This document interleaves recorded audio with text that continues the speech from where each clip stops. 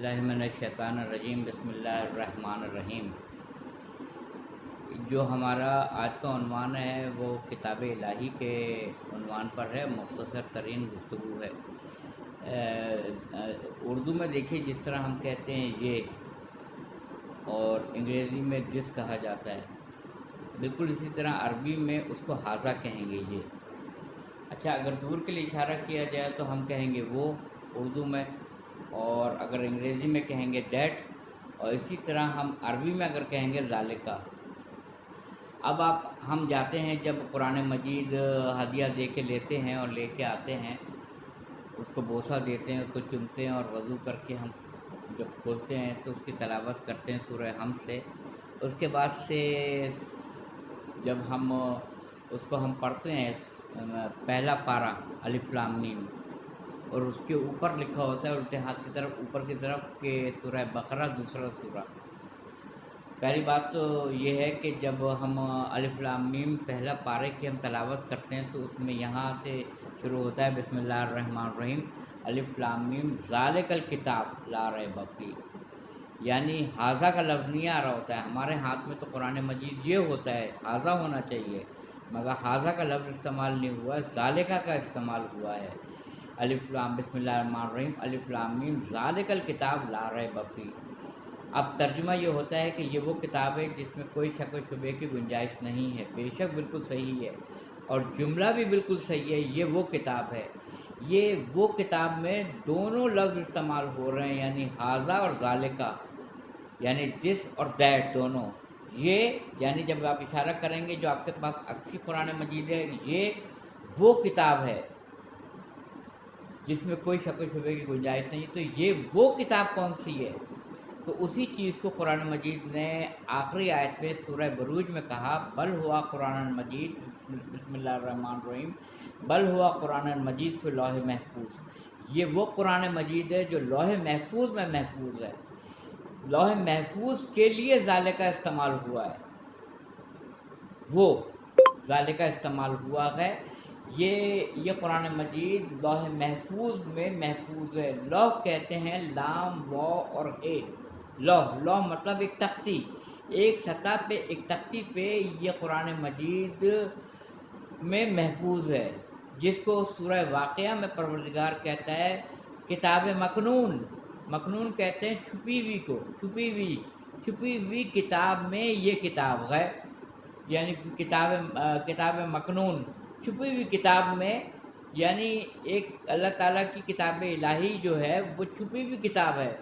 اس میں توریت وہ بھی کتاب ہے، زبور وہ بھی کتاب ہے، انجیل وہ بھی کتاب ہے، قرآن مجید وہ بھی کتاب ہے، صحیفہ ابراہیمی ہے، صحیفہ موسیٰ ہے وہ بھی اس میں تحریر ہے، صحیفہ ابراہیمی جو بھی ہے وہ سب اس کے اندر لوح محفوظ کے اندر محفوظ ہے۔ اور یہ قرآن مجید بھی کتاب ہے جس کو سورہ واقعہ نے یہ کہا ہے لا یمسہ الا المطہرون، جسے سوائے طیب و طاہر کے کوئی چھو نہیں سکتا۔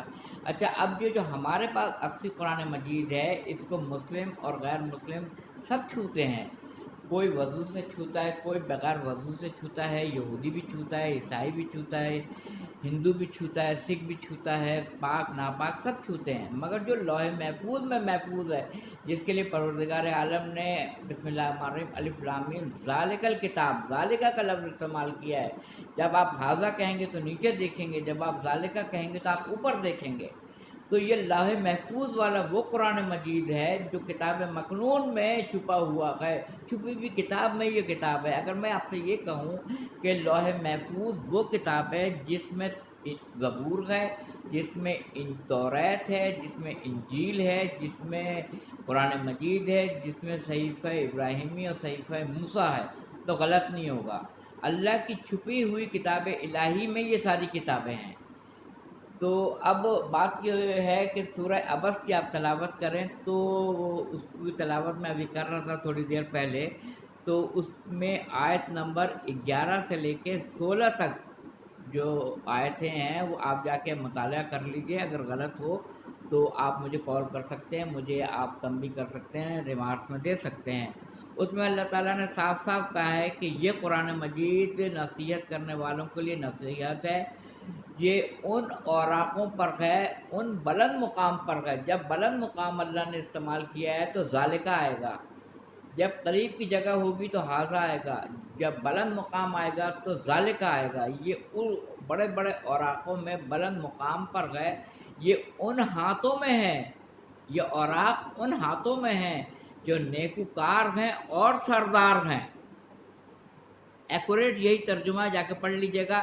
یہ قرآن مجید سورہ عبس آیت نمبر 11 سے لے کے 16 تک کی آیتوں کی تلاوت کا شرف حاصل کر رہا ہوں ترجمے کا، اس کو مطالعے میں لائیے گا۔ یہ قرآن مجید نصیحت ہے اور یہ بڑے بڑے اوراقوں پہ لکھا ہوا ہے، اور یہ ان بلند مقام پر ہے، یہ ان ہاتھوں میں ہے جو نیکوکار ہیں اور سردار ہیں۔ تو جو سورہ بروج میں کہا آخری آیت میں بل ہوا قرآن مجید فی لوح محفوظ، بسم اللہ الرحمن الرحیم، کہ یہ قرآن مجید لوح محفوظ میں محفوظ ہے۔ سورہ واقعہ میں کہا فی کتاب مکنون، چھپی ہوئی کتاب میں۔ سورہ واقعہ میں کہا لا یمسہ الا المطہرون، اس کو سوائے طیب و طاہر کے اس کو کوئی چھو نہیں سکتا ہے۔ جب یہ سب کچھ پروردگار عالم نے کہہ دیا تو اس کے بعد سورہ احزاب میں پروردگار عالم نے آیت تطہیر نازل کی کہ بسم اللہ الرحمن الرحیم انما یرید اللہ لیذھب عنکم الرجس اہل البیت ویطہرکم تطہیرا۔ اے اہل بیت، ہم نے آپ کو رجس، ناپاکی اور گندگی سے آپ کو دور رکھا، جو دور رکھنے کا حق تھا۔ آپ کو ہم نے پاک و پاکیزہ رکھا، جو پاک و پاکیزہ رکھنے کا حق تھا۔ اللہ تعالیٰ نے